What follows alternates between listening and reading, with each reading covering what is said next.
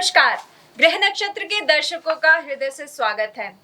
हमेशा की तरह आज हमारे साथ मौजूद है विश्व प्रसिद्ध सुदर्शन चक्र ज्योतिष आचार्य श्री संत बेत्रा अशोका जी महाराज। श्री संत बेत्रा जी, ग्रह नक्षत्र के चैनल पर आपका एक बार फिर स्वागत है। नमस्कार। नमस्कार। यूपी असेंबली इलेक्शन के महासंग्राम के मुख्य योद्धाओं की कर्म कुंडली का सूक्ष्म विश्लेषण आज हम श्री संत बेत्रा अशोका जी से जानना चाहेंगे। श्री संत बेत्रा जी, सर्वप्रथम हम बहुजन समाज पार्टी की मुख्य नेता बहन मायावती की कुंडली का सूक्ष्म विश्लेषण आपसे जानना चाहेंगे। क्या कहते हैं उनके ग्रह नक्षत्र? देखिए, उससे पहले मैं आपको ये बताना चाहूँगा कि यूपी इलेक्शन में जो सीट्स की प्रेडिक्शंस हमने बहुत पहले की थी 2016 में 2017 के लिए जी। वो अक्षरशः सत्य सिद्ध हुई थी।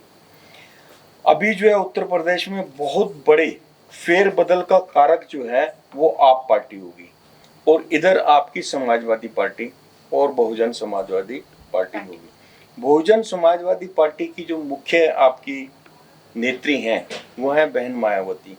तो बहन मायावती का जो रोल है उसके लिए मैं आपको जो है इन मुख्य नेताओं की आपकी जो पेंडुलम चार्ट है उसको स्टडी करके बताऊंगा कि उनका जो है किस तरीके से रहेगा। देखिए, बहन मायावती जी का जो पेंडुलम चार्ट है उसमें जो स्पिरिचुअल पार्ट है वो सबसे ज़्यादा है। दूसरे नंबर पे उनका लॉजिकल पार्ट है और तीसरे नंबर पे उनका जो है आपका जो है मेटलिस्टिक पार्ट है।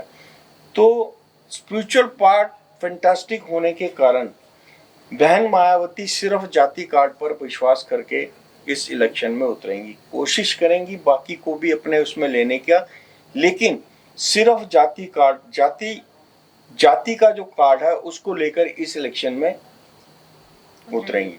और जो जाति का जो कार्ड है, जो ओबीसी है या आपका जो है शेड्यूल कास्ट है, एससी एसटी है, ये जो है आप देखेंगे कि अब जो है जब समाजवादी पार्टी या बसपा बनी थी, माननीय काशीनाथ जी ने जब आपकी बसपा बनाई थी तो उस समय ये एक वोट बैंक कॉन्टेक्ट था। उसमें आस्ता आस्ता सेंध लगना शुरू हुई। कांग्रेस ने अपना गेम खेल के कुछ अपनी तरफ खरीदे। उसके बाद आपके जो सपा है, सपा ने भी एससी एसटी को काफी लुभाया और अपनी तरफ किया। अब जो है बीजेपी ने जो गेम खेला है, बीजेपी ने जो राजनीति की है, सबका साथ सबका विकास, जिसमें सबसे ज्यादा इफेक्ट उन्होंने किया है आपकी जो पार्टी है, आपके जो ओबीसी है और आपकी एससी एसटी को, उनके कारण जो है उन्होंने जो भी उनको उनके लिए अच्छे काम किए, सबका साथ सबका विकास में जो कार्य किए हैं, उसके कारण जो ये वाला वोट बैंक है वो बिल्कुल जो है हट चुका है। तो इसमें अगर बहन मायावती जाति कार्ड को दिमाग में रखकर किसी अच्छी पार्टी से जिसके पास बाकी वोट बैंक सुदृढ़ है अगर हाथ मिलाती हैं तो इनका भविष्य उज्जवल हो सकता है। अन्यथा जो इनकी कुंडली जो कह रही है वो मैं बताता हूं आपको। इनकी संकटा योगिनी जो है 2016 से स्टार्ट हुई है और अभी जो है संकटा जो है इनकी 2026 तक रहेगी। तो यानी कि ये 2022 का जो इलेक्शन है संकटा में निकलेगा, ये संकटा में वॉश आउट होगा। अगर ये बुद्धिमती, क्योंकि इनका लॉजिकल पार्ट जो है स्ट्रॉन्ग है, अगर ये बुद्धिमता से काम लेती हैं और लॉजिकली स्ट्रॉन्ग होने के कारण ये ऐसी पार्टी से हाथ मिला लेती हैं, जैसे अगर ये एनडीए में चली जाती हैं तो इनको बहुत बड़ा फायदा होगा। या सपा के साथ ये हाथ नहीं मिलाएंगी क्योंकि 2017 का एक्सपीरियंस जो है उतना बढ़िया नहीं है। तो एक ही पार्टी बचती है और एक ही इनके पास अपॉर्चुनिटी है कि वो बीजेपी के साथ मिलकर इलेक्शन लड़ें तो इनका अस्तित्व रहेगा। अन्यथा 14 मई 2014 में जो मैंने भविष्यवाणी की थी कि आने वाले समय में जितनी भी आपकी जो स्थानीय पार्टियां हैं, जो रीजनल पार्टीज हैं, उनका आस्ता आस्ता जो है सफाया हो जाएगा। और आप देख रहे हैं कि कांग्रेस का सफाया 2017 में हुआ और उसमें मायावती का भी पूर्णतः सफाया था क्योंकि उनको सीट ही नहीं मिली थी। अभी जो समय है इसमें अगर वो बुद्धिमत्ता से डिसीजन लेती, क्योंकि उनका लॉजिकल पार्ट बहुत स्ट्रांग है, अगर वो डिसीजन लेती है और डिसीजन में भी वो बीजेपी के साथ आती हैं, जैसे कि बहुत पहले इन्होंने बीजेपी के साथ हाथ मिलाकर ये सत्ता में आई थी, अब फिर वही वैसा ही लग रहा है। और आगे सामने से बीजेपी भी अगर इनको निमंत्रण देती है तो इनका जो वोट बैंक है वो कहीं इंटैक्ट रह सकता है। अदरवाइज ओबीसी, एससी, एसटी ये जो वोट बैंक है ये अब डिवाइड हो चुका है। तो इसलिए इस इलेक्शन में इनकी जो कुंडली है इनकी फेवर की नहीं है। जिस तरीके से 2017 में बहन मायावती जी ने बहुत बड़ी डिफीट का सामना किया, अभी जो 2022 है मार्च में जो आपके इलेक्शन होंगे उसमें भी उनकी कुंडली उनको साथ देता हुआ नजर नहीं आ रही। तो मतलब बसपा का फायदा गठबंधन के थ्रू ही होगा। बिल्कुल। श्री संत बेत्रा जी, अब हम कांग्रेस पार्टी की प्रियंका गांधी जी की कर्मकुंडली के बारे में आपसे जानना चाहेंगे।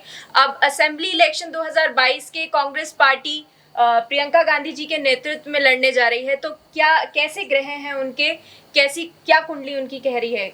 देखिए, प्रियंका गांधी जी की भी सुदर्शन चक्र ज्योतिष पेंडुलम चार्ट के द्वारा आपको बताते हैं कि उनका जो लॉजिकल पार्ट है दैट इज फैंटास्टिक। सिर्फ फैंटास्टिक नहीं, इवन अगर कांग्रेस के इस टाइम जो स्टालवर्ड्स नेता हैं उन सब में उनका लॉजिकल पार्ट जो है फैंटास्टिक है। अगर आप सोनिया गांधी जी को लेते हैं और आप राहुल गांधी जी को लेते हैं तो लॉजिकल पार्ट जो है आपका प्रियंका गांधी का सबसे ज्यादा है। तो सबसे ज्यादा अच्छा होने के कारण लॉजिकली शी इज स्ट्रॉन्ग, इसलिए यूपी का जो आपका बागडोर जो है कांग्रेस ने प्रियंका गांधी जी के हाथ में सौंपी है। लॉजिकल पार्ट स्ट्रॉन्ग होने के कारण एवं मेटलिस्टिक पार्ट स्ट्रॉन्ग होने के कारण, देखिए मेटलिस्टिक पार्ट स्ट्रॉन्ग होने के कारण जो है राजनीति में इनका जो मेटलिस्टिक गेन्स हैं, जो इन्होंने इनकी जो वेल्थ है या जो इनकी प्रोग्रेस आपका जो है मेटलिस्टिक प्रोग्रेस है, वो इनकी उन्नति में कहीं पर राजनीति में बाधा बन सकती है। इनका जो स्पिरिचुअल पार्ट है that is zero. Spiritual part zero होने का मतलब यह है प्रियंका गांधी जब भी धर्म को राजनीति में लाएंगी या राजनीति में धर्म का नाम लेंगी तो वो पूरे का पूरा वोट बैंक वो बीजेपी को शिफ्ट हो जाएगा। सबसे बड़ा नुकसान है। तो इनको धर्म की राजनीति करनी ही नहीं है। इनको प्योर सेकुलरिज्म, इनको राजनीति में प्योर सेकुलरिज्म को मद्देनजर रख के सबको साथ लेके चलना है। अगर ये धर्म की राजनीति करेंगी, जिस तरीके से 2016 में ये लोग मंदिर मंदिर गए, ये लोग मस्जिदों में भी गए, हर जगह गए, तो वो जो धर्म की राजनीति से जो उनको फायदा होना था वो इनको नहीं मिला, इनकी अपोजिशन को मिला। इस बार भी बिल्कुल वैसा ही होने जा रहा है। प्रियंका गांधी जी की कुंडली का स्वॉट एनालिसिस में दे चुका हूं, आप अगर उसको देखेंगे तो उसमें सब कुछ स्पष्ट आपको बताया है। इसलिए इनको जो है धर्म की राजनीति बिल्कुल नहीं करनी, इनको जो है सेकुलरिज्म की राजनीति करनी है, जिससे इनको फायदा हो सकता है। जहां इन्होंने धर्म का नाम लिया, वोट बैंक जो है वोट बैंक का ध्रुवीकरण होगा और उसका फायदा जो है रूलिंग पार्टी को होगा। श्री संत बेत्रा जी, हमने बसपा के बारे में आपसे जान लिया, कांग्रेस पार्टी के बारे में आपसे जान लिया, अब हम आपसे जानना चाहेंगे कि सपा के ग्रह कैसे हैं, यानी कि अखिलेश यादव की कर्म कुंडली क्या कहती है? देखिए, मैंने जब माननीय अखिलेश यादव जी की कुंडली का स्वॉट एनालिसिस दिया था तो उसमें मैंने स्पष्ट बोला था अगर अखिलेश यादव जी नेताजी की सलाह मानेंगे तो इनको बहुत फायदे में रहेंगे और इनकी सीट्स बढ़ सकती हैं। अदरवाइज अगर सपा अकेले जो आजमाइश करे तो भी इनकी सीटों में बढ़ोतरी होगी। अन्यथा 2017 रिपीट होगा। अगर इन्होंने अपने एल्डरली रिलेशंस का सम्मान नहीं किया, उनको यथा योग्य उनका सम्मान नहीं हुआ, तो फिर जो है सपा को 2017 की तरह झटका लग सकता है। देखिए, सपा और बीजेपी के गठबंधन का जो कयास है वो बेमानी है, लेकिन एक समीकरण ये भी हो सकती है, जैसे मैंने आपको बताया कि बसपा और बीजेपी या फिर सपा और बीजेपी, ये ठीक महाराष्ट्र वाला होगा हिसाब कि आइदर आपके आईएनसी, तो आप बीजेपी के साथ आ नहीं सकते। महाराष्ट्र में अगर आपकी शिवसेना है वो बीजेपी का हाथ थामती है, अपना कार्यकाल पूरा करेगी। अदरवाइज एनसीपी अगर बीजेपी का हाथ थामती है तो आगे तक जा सकती है। एनसीपी भी नहीं जाएगी कि उनका बैकग्राउंड टोटली 100% कांग्रेस का है। तो वहां पे जो समीकरण बनेंगी वो यही बनेंगी कि आपका शिवसेना जो है बीजेपी के साथ है। यहाँ पर ये मैंने आपको बताया कि सपा और बीजेपी का जो है गठबंधन बिल्कुल बेमानी सा लगता है, लेकिन यहाँ पर नेताजी से अगर पूछा जाएगा तो वो अखिलेश यादव को ये सलाह देंगे कि उनको बीजेपी के साथ गठबंधन करके सरकार में आना चाहिए, अन्यथा बीएसपी बीजेपी के साथ आ सकती है।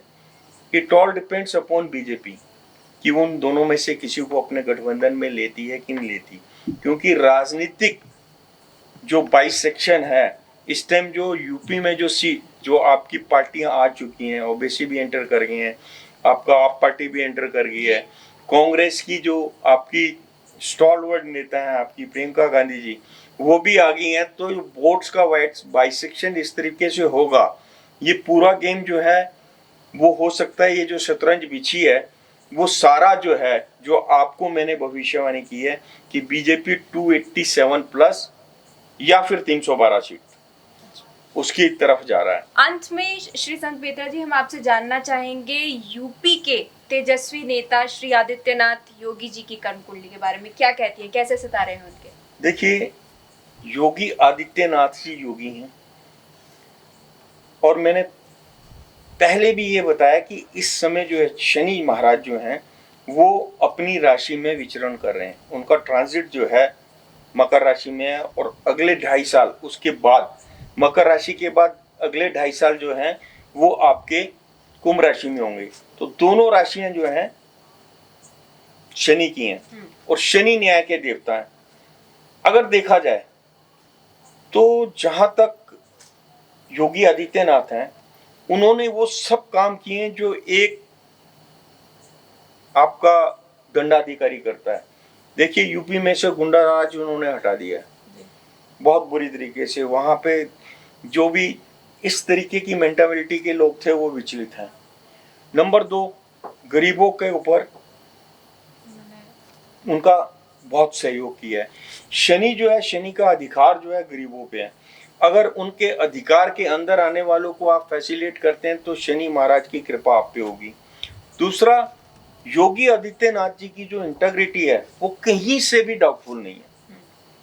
आप अगर देखें कि भूतपूर्व जितने भी हमारे मुख्यमंत्री हैं, अगर उनको उनकी वेल्थ को या उनके मेटेरियलिस्टिक पार्ट को अगर आप योगी के साथ कंपेयर करते हैं तो सिंपल इतना सा बोलना कि योगी जी के परिवार का कोई भी व्यक्ति ऐसा नहीं है कि जिसको उन्होंने कोई मेटेरियलिस्टिक लाभ पहुंचाया हो। उनकी सिस्टर अब भी चाय की दुकान पे चाय बनाती है, उनकी छोटी सी दुकान है, वो वैसे ही काम करते हैं। तो क्योंकि इंटेग्रिटी वाला पार्ट जो है, तो आप जो है अगर यूपी के आपने बोला तेजस्वी नेता माननीय योगी आदित्यनाथ जी की इंटेग्रिटी यानी कि उनके व्यक्तित्व का अगर आप विश्लेषण करते हैं तो 0 से 100 के अगर पैमाने में अगर हम उनको नापते हैं तो ही इज परफेक्ट 100%।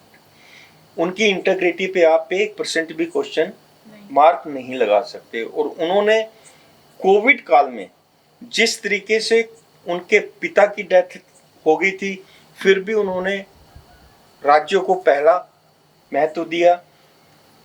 जिस तरीके से कोविड में उनको कोविड होने के बाद भी उन्होंने जिस तरीके से अपनी टीम्स की मीटिंग्स ली और प्रोएक्टिव एक्शन लेके कोविड को यूपी में कंट्रोल किया। सबसे बड़ा कंट्रोल उन्होंने जो किया था वो जब अप्रवासी जो आपके जो ये मजदूर थे जो दिल्ली और आपके